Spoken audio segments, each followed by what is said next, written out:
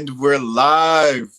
Welcome to Revolutionary Health, the show that focuses on Black gay men's health and wellness, our very last show of 2020. So thank you so much for joining me, your host, Michael Ward, and our very special guest that I have upcoming, Lama Rod Owens. But first, want to make sure that you follow all of our social media at CNP Tribe on Twitter, on Facebook, on Instagram. As well, make sure that you ask us questions and interact and comment while we have this special place, because we want you as well to take part in this conversation about self-care and healing. So very excited.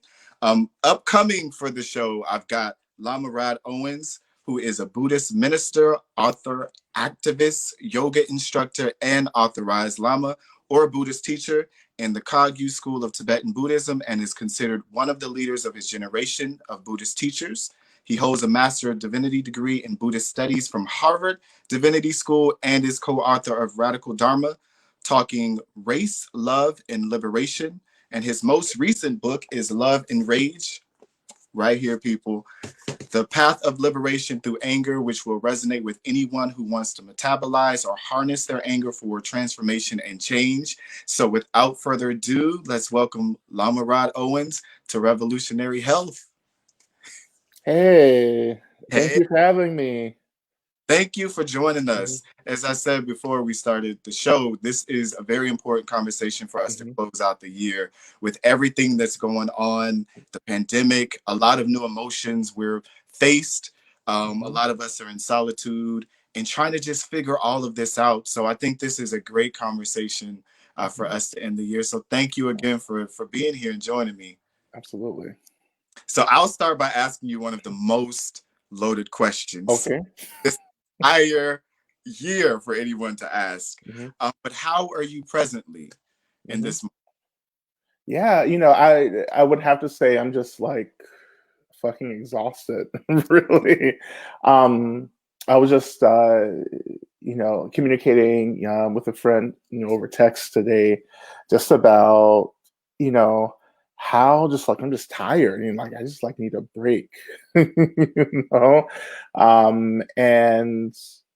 that this year has felt very grueling for me, that for all of us, but so much of my experience of this too is being able to hold it as well. Like I just feel as if my ancestors survived centuries of slavery, systematic racism, then I can survive this year, and probably next year as well. Yeah. Yes, and that's something definitely that I want to touch on, well, of bringing in the conversation of our ancestors and using them to stand on their shoulders as well. But I want to make sure that we do get into your book. As you see, I have so many notes, and I hope that I can touch on everything as we give people these tools. But we love talking about narratives here, and I think it's very interesting with your story because, as I've said, sometimes we don't always show up as we are right now. So I think it's important that people know where you're coming from in the world as well, that you're from. So can you just educate the people a little bit about your journey into where you are right now? Yeah. Well, I'm originally from Rome, Georgia, which is about an hour and a half north of Atlanta. And I just, in the past 3 weeks, just relocated back to Atlanta from Boston. But how I got to Boston began in Rome, Georgia, and I grew up with my mother. My mother was and is still a United Methodist minister, so she's a Methodist minister. So I kind of grew up in the church. My grandfather was a minister, Baptist minister. So I come from a line of ministers, and it was expected, I think, that I would actually join the ministry. And I remember my mother saying once how she hoped that I would do that, but she wasn't specific as to which religion or spiritual path. So she ended up getting Buddhism instead of Christianity as the path that I became a clergy person in. But growing up in Rome, I just never felt like I was a part of the culture. I didn't see myself reflected in the culture. And I am grateful for books, because I grew up before the internet became a thing. you know.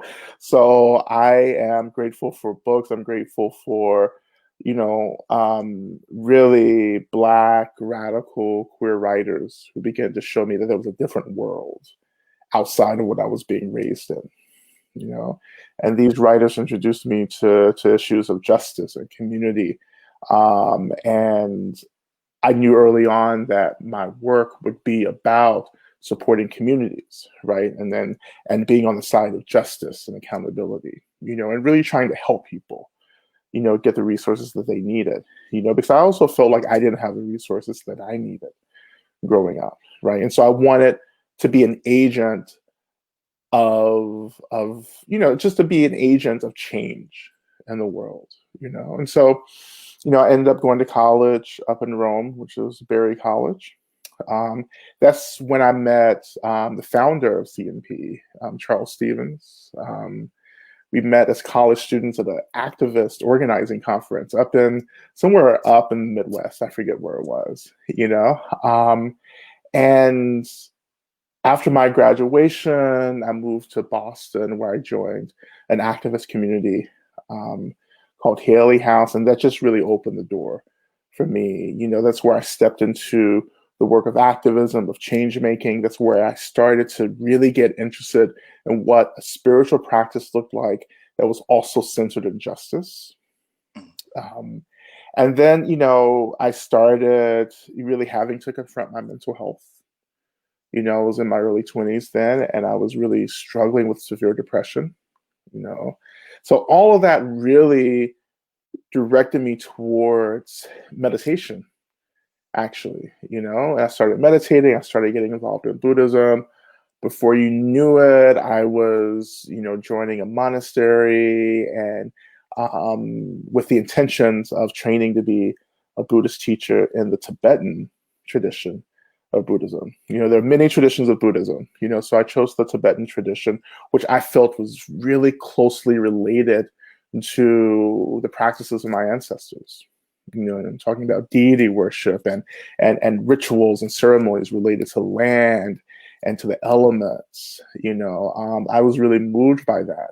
And so that's what I did. I started training. That training was 3.5 years of retreats. I had never heard of Black people doing anything like this. I was the first Black person that I knew who'd done this. I was consequently, therefore, the first Black person in my family had ever known to have done something like this, and therefore they thought I was joining a cult. No. And in many ways it was a cult. Absolutely, I was joining a cult. But for me, that experience was transformative and liberatory. And it helped me to enter into this experience of authenticity, where I was able to finally, for the first time in my life, get this spaciousness around all this intersectionality that was happening, being Black, and queer and fat and poor, and radical, right? All that, all these things coming together, I finally got tools and practices that helped me to be in a relationship with with my own intersectionality. So that's how I got here. And then after that, I just started running my mouth and talking shit, and and then books started coming out from all that shit talking, and here you have it. This is what you have now. Yeah, thank you for sharing that, giving us a little bit of backstory. Because, like I said, I think the way that you talk about it and describe yourself is this Mhm, really lovingly way in the mhm, book that I really love, and this quote that you have as well that says, mhm, "We can't heal what we don't acknowledge, but mhm, acknowledgement can be painful and takes work. So we need effective tools and space and safe spaces where all feel welcome." mhm, And I kind of want to touch on that a mhm, little bit about those tools, but as you said, with the ancestors, because mhm, and coming into Love and Rage, you talk about using this anger that we feel, and I think a mhm, lot this year as well for myself and a lot included, especially mhm. activists and advocates and people with the Black Yeah. Lives Matter movement at many different intersections. Right, Mhm, we feel this anger that it took mhm, a global pandemic to slow the world down, to put everyone at a standstill, and us to finally sort of kind of get a little bit of a spotlight on police killing Black people, Yeah. traumatizing us with this. And so there is a rage. We saw the anger, the rage in the streets of people taking. Mhm. And so we want to use this collective anger that we feel to fuel us into a liberation and getting to that path. So can you offer just Mhm. some tools and how we can Mhm. do that as well? Yeah, absolutely. And I think for me in my work, for me to talk about anger, I have to also talk about the woundedness, the hurts, or the trauma. In Love and Rage, I call it brokenheartedness. And I think that for a lot of Black folks, we can experience the brokenheartedness, but we don't know how to talk about it, because we get swept up in the anger. And for me, anger arises from this basic brokenheartedness. And so when we start reacting to anger, we actually are wasting anger. But what I'm trying to advocate for, which has been the root of my practice, is actually learning how to to be in power with anger. So I'm not just habitually responding to anger when I feel it. I have some spaciousness around that anger where I'm actually making choices on how to channel that energy. I can only do that if I'm taking care of the woundedness, the heartbrokenness, right? And one of the main tools for me is the tool of mourning. I have to touch into that brokenheartedness. I have to allow it. I have to experience it, right? And I have to channel it through my experience, as well. I have to let myself mourn, right? And if I have that agency to let myself mourn, then it's less likely that I will be consumed or overwhelmed by that brokenheartedness. And I think that what we're afraid of often is being consumed, overwhelmed by it. A lot of people come to me and they're like, I can't. Yeah. I can't get anywhere near this because it's so much. But what I understand from my practice in Buddhism, which is really a study of the mind, right, is that nothing can overwhelm the mind. That even more precisely, that heartbrokenness or trauma or sadness or sorrow, however we're naming this experience for ourselves, is actually an expression of the mind itself, right? And so in my practice, I'm trying to understand the nature of an emotion as simply being an expression of my mind in general, right? And if I can get there, if I can have that experience, that's liberation. Mm. It doesn't mean it disappears. Like, I'm not saying that like sorrow and despair, brokenheartedness, trauma, all that disappears, or even anger. I'm saying that you finally get what it is, and so you disrupt this compulsory relationship that we have with our emotionality Mm. or our emotional selves. Yeah. And then that's when you get effective. Yeah, and I think as well too with a lot of the movement of feeling that anger and Hmm. channeling into Hmm. uh, positive ways Hmm. and different things like that. But one of the things too I want to ask is, especially with a lot of, uh, and I hate the stereotype of Black men not being vulnerable or we're Yeah, not been, but that's been my experience of learning and unlearning a lot to make myself open and yeah, vulnerable. And one yeah. of the things that I encountered as well this year that I felt really that I really grappled with was naming my emotions. So I know in your book you do it really well, where you're like, this is anger, this is rage, this Mhm, is the brokenhearted, this is the mhm, woundedness. But where do people begin to name those emotions? Because I think mhm, even with myself, I was like, what is this that I feel? I've never mhm, felt this before. This is foreign to mhm, me, and if I don't know how to name it, like mhm. how can I begin that work of healing it? Yeah. Naming is for me a revolutionary act in terms of our interpersonal development, right? I think for men, for cisgender men, for trans men, for masculine performing people, I think patriarchy has conditioned us to be extremely rigid and binary, you know? So the opposite of fluid and complex, you know? And so when we start naming things, we start actually naming the complexities that we're experiencing, right? And that begins to break up the rigidity, You start getting real fluid, you start getting real adaptive, right? And the lines, the categories, the boundaries begin to get blurred, right? And that's when we start disrupting systems like patriarchy, like when we start blurring the lines. And for me, that's queerness. It's blurring all the lines. Seeing the connect, seeing the interdependency, the interrelatedness of everything. So when we start talking about emotions, it's emotions are both mental experiences and physical experiences, right? So I may not feel anger. Like a lot of people don't feel anger as a mental experience, they feel it as a physical experience. So what you're having to do is name that physical experience, and that's different for everyone. But what we're trying to do, particularly in the practices that I offer in the book, I'm trying to give you this lens and a set of tools so you can figure out how anger shows up for you. Because if you can see how it shows up, then you can do this really important revolutionary work of naming it and then choosing to do something different in relationship to it. Mm. you know Yes. And when it comes to patriarchy too, one of the yeah. things, like you say, of all of these different intersections and all of Hmm. these things and naming your emotions and Hmm. showing, and that acceptance piece of accepting you. And I want to touch on that a little bit as you talked about in the book. But if you're just joining us, I'm sitting with Lama Rod Owens, the author of Love and Rage. So make sure you comment, ask us questions as well while we have him here with self-care and healing. But your journey to acceptance with queerness, of realizing some of that woundedness, that trauma that you had, that I identified with, because in my own personal journey, it was first having to say it out loud to myself that I like men, and accepting that within myself, and then that outwardly expression of, for the first time, saying that, and oh my God, like this finally came, and what are people going to think about me? Yeah. So I think one of the questions that I had is, especially with community and acceptance of queerness when it comes to Black gay men in these times, especially Hmm. with acceptance in relationships, how can we be softer and hold space for one another? Hmm. Hmm. Well, I like to talk about self-love all the time, and I feel weird talking about it because I know it's a cliche. I know this whole idea around self-love is like this whole big cliche.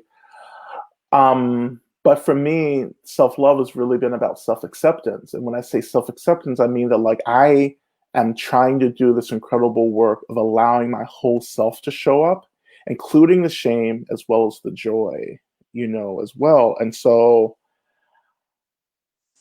the shame, the discomfort, the suffering is what I've had to focus on. Like, how do I, again, as we were, talking about just a few minutes ago, how do I touch into that discomfort, that sadness, that shame, the brokenheartedness, that I am not what the world expected me to be, that deep disappointment, actually, that many of us carry around, and we think, well, that's my work to hold on to that disappointment. It's actually not our work to hold on to onto that disappointment. But many of us hold on to it. We bury it deep in our bodies, bury it deep in our minds. It becomes trauma, and that's what we start reacting to over and over again. And our reactivity to that trauma actually begins to create culture. It begins to create behavior. It begins to create thought patterns. It begins to create relationships.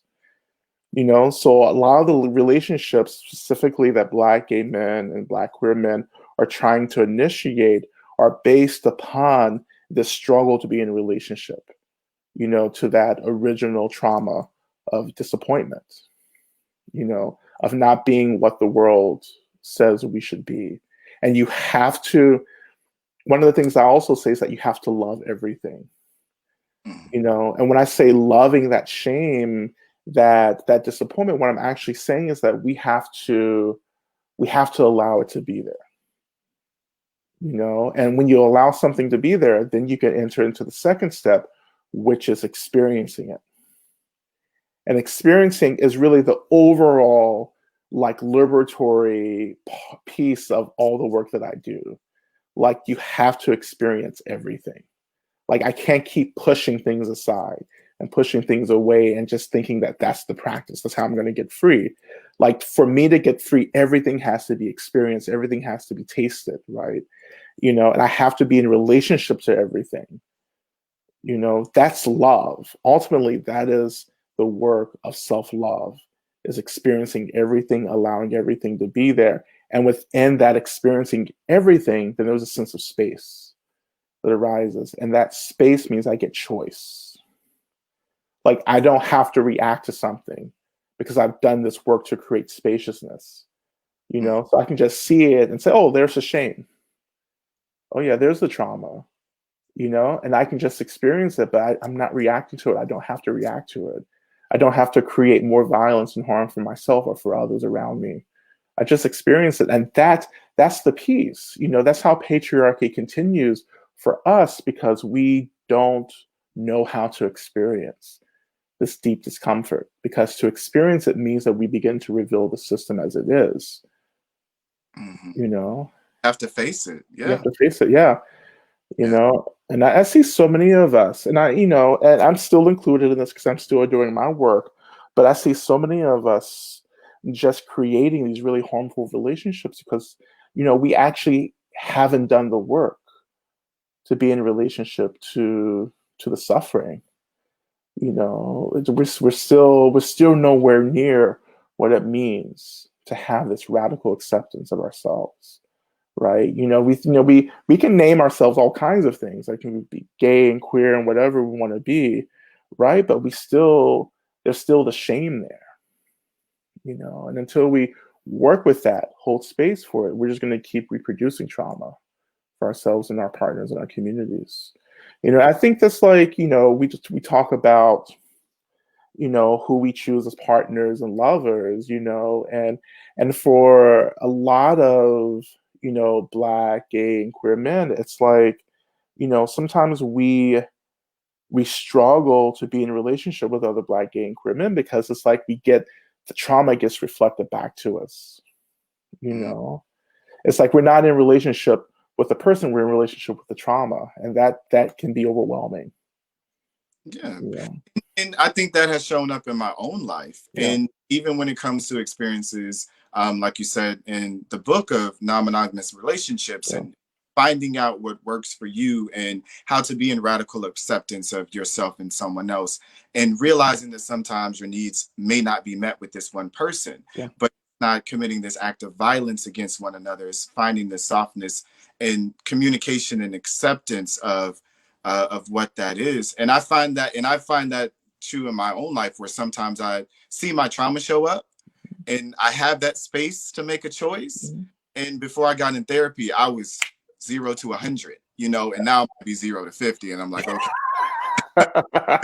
I'm still doing my own internal work, but that piece of it as well opened my mind, because having a conversation as well with some of my Black gay friends, it's like a lot of us can have sexual relationships, but once it comes to that tricky word that we say, love or partnership or showing up, it's like now all of our traumas are mirrored back at us, and Yeah. sometimes we know how to handle it and have Yeah. those.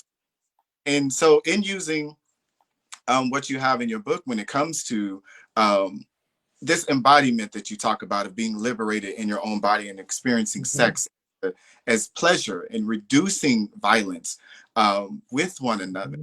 I thought that was absolutely incredible how you left the monastery, you said, for 3 years, and now you enter the world of hookup apps, Yeah. and that you are like that you are not want to say in love, but you enjoy them Yeah. very much. Yeah. I don't. I really don't. Yeah. Yeah. But can you just let people know why you enjoy them and your Yeah. experience? Oh, Yeah. I still enjoy them. um, and you have to understand, I went into retreat 2008 and I came out middle of 2011, right? And so in that situation, we don't get technology. Like you don't do internet, you don't do TV, right? You don't visit, people don't come and visit you. You're secluded. Like you're in a cloister from the world. Like you get basic news, right? Like Obama was elected president. I knew that, right? A couple, like I think Michael Jackson died when I was in. So you get that, like, and you get letters from friends and family. So you get basic stuff, right? So, but like, we didn't get like a technology update, you know? So I come out of retreat, you know, and then smartphones become a thing. You know, before I went into retreat, no one had an iPhone. Like an iPhone, it was like the first generation of iPhones. You had to be wealthy or important. You know, I was neither, you know, and so, but when I came out, people had them, you know, and then the first thing my gay friends showed me was like, oh, we have hookup apps now.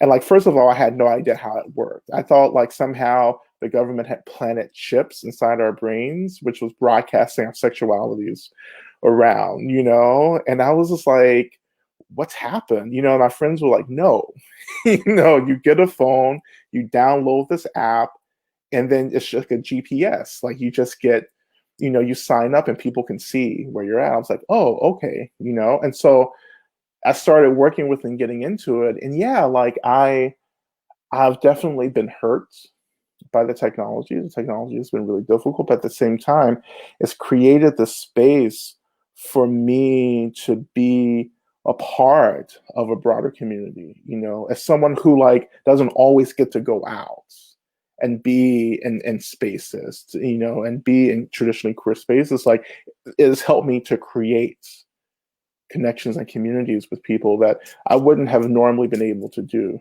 you know, before. And it's helped me work through a lot of shame and boundaries. You know, it's helped me to understand, you know, again, what boundaries are, you know, even in this kind of virtual space, right? You know, I've seen the worst and I've seen the best, you know, Yeah. but I still think it's important, you know, and it's important as someone who grew up who felt isolated without this technology, you know, Mhm. in the world. I agree with that aspect of it. Yeah. I have built community with hookup apps, and I have met incredible people, and I have um, now intentionally moving forward wanted to reduce violence that comes with the descriptors and narrowing people down by certain physical characteristics when it comes to it. But like you say, community, you need to go where you're loved and you're wanted and accepted. And I've encountered a lot of community there and built communities with some of my projects with Yeah. some hookup apps. So I don't particularly enjoy them, but I get the point, and they're useful, especially now in quarantine. But as but in terms of self care as well, one of my self care things is therapy. But I always tell people that therapy may not be for everyone, and therapy is not necessarily meant for an extended period of time, right? But what I find useful with therapy is it has given me tools and it gives me a non-biased ear, you know, to kind of let it land in things that I don't feel vulnerable and comfortable with, maybe talking to my parents or my friends, or even, you know, like what I would consider to be my best friends, right? So what was your experience in therapy? Are you still in therapy? I couldn't. I'm not, no, I'm not in therapy currently, you know, but as I was beginning a broader coming out experience, I was in therapy for a bit. And for me, therapy, my relationship to therapy is that you have someone who's specifically there to do emotional labor for you. You know, instead of us cornering our friends and our lovers and our family, right? Like, and forcing them to do labor for us, we have this space with boundaries, you know, and time limits where we enter into emotional labor, right? Someone's helping us do emotional labor and we're still doing it for ourselves, you know, and that space is probably the first time many of us have actually experienced, you know, like having someone who was just solely dedicated to our liberation in that moment, you know. And I absolutely, you know, agree with you. It's just that, yeah, therapy isn't for everyone, but I think a majority of people would benefit from any period of therapy. I've had um in relationships I've been in the past, I've had lovers, you know, and partners where I have felt the level of emotional labor was just really, it was too much for our relationship. And I've actually asked partners to seek out therapy or we can't continue. Mm. You know, What is um, that like? I'm just curious. what does it look like? How does that show up? Because mm, Hmm. Well, it's no. I remember one partner specifically a couple of years ago where we were always together, and it just became this really intense, kind of space of unpacking all of the stuff. And I knew what his resources were. I knew what he was connected to and the communities he was a part of. And I was like, one night, I was like, listen, like I can't hold this, because this is actually becoming work for oof. me. That's exactly what I told him. I was like, this is becoming a lot of work. I know that like I do this professionally, but in this relationship, I'm not trying to be a professional with you. Like I have needs that I need met, and I'm trying to do this in a way that's, less violent and less harmful. So I need you to think about ways that you can get connected to some professional support, and just saying that like I think you will benefit from that quite a bit. And he did, and it was like transformative for our Mm. relationship. I'm not saying that like when you're with me, I'm not going to do any emotional labor, but there's a line that we cross, you And know? knowing it, yeah. Yeah. Yeah. And I just, one thing that I talk about all the time is you have to figure out what your work is, and I think that some of us are doing other people's work more than we're doing our personal work in relationships, until we figure out what those boundaries are. I think one of the things that we'll experience is just a lot, we start getting resentful, I think, when we're doing other people's work and taking on too much of that. I think, and that begins to disrupt the relationship. You know, and you mentioned, how do we enter into sexual relationships where it's like reducing violence, but you're still having a lot of fun? Boundaries are a part of that.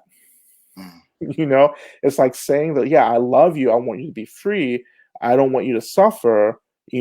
By for that to happen, I have to articulate what I need in terms of boundaries, as well. And that's how we start reducing harm. And so when I go into the apps, right, I bring that whole set of boundaries with me. It's not just about hooking up, right, and getting off. It's about actually entering into a collaboration with someone where it may be we may not even know each other's names, right?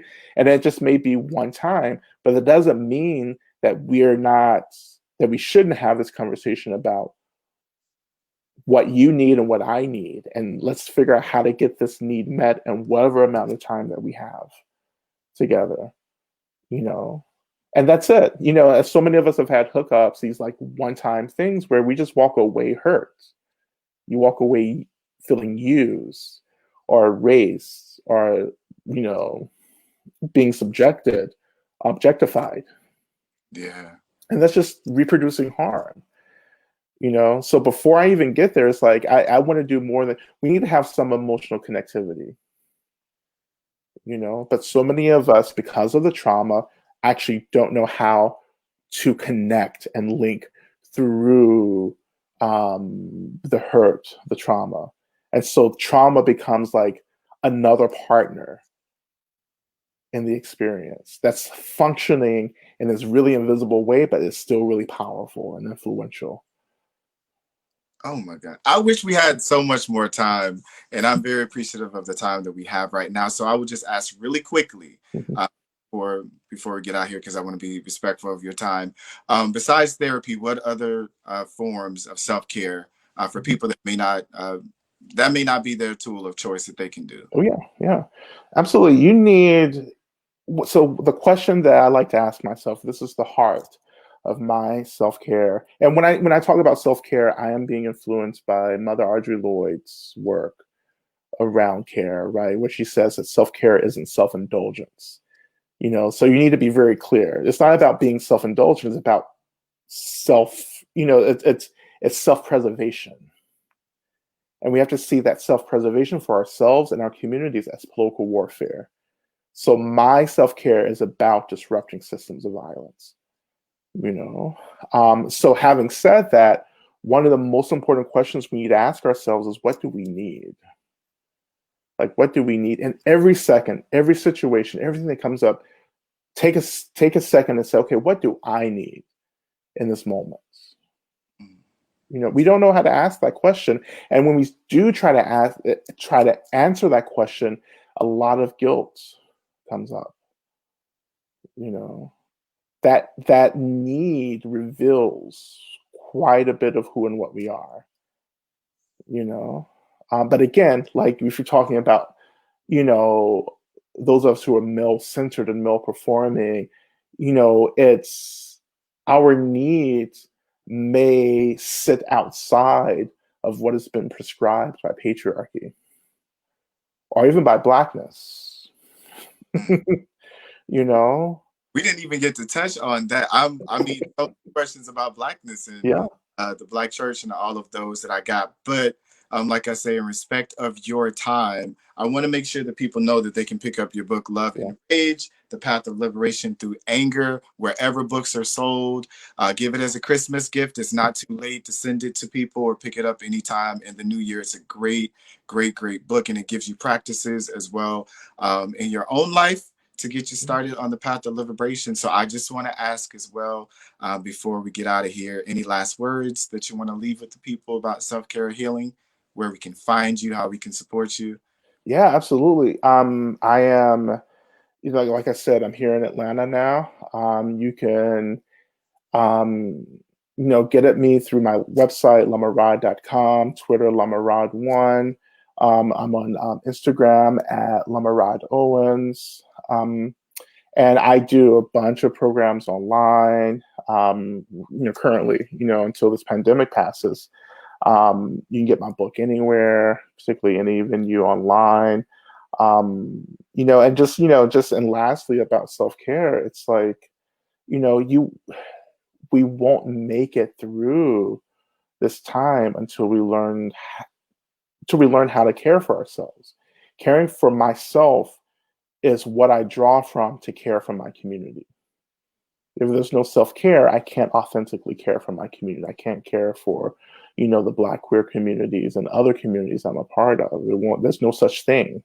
I can't do for you what I'm not doing for myself. We must drink as we pour. That's right. That quote got me. It Mm-hmm. got me. So thank you so much. This is our last show of 2020. Thank you so much for joining us live. I thought this was the perfect way and the perfect conversation to end the year here. So to everyone that joined and watched and will watch this video, please, please, please be safe out there. Remember the quote, we must drink as we pour to take care of ourselves and make sure we can take care of our community, as Lama Rod Owens just said. Follow all our social media at CNP Tribe. Leave us comments as well too. And to this entire team behind me, I just want to shout them out and give them a great thank you for an awesome year as they tell me to wrap up. But thank you so much, Johnny Ray Cornegay. Thank you, Alvin Agarat. Thank you, Stefan. Thank you, Dennis Hardy. And Charles Stevens, the executive director of C&P Tribe. Thank you so much to everyone. Be safe. Happy holidays. And until next time, be good to yourself.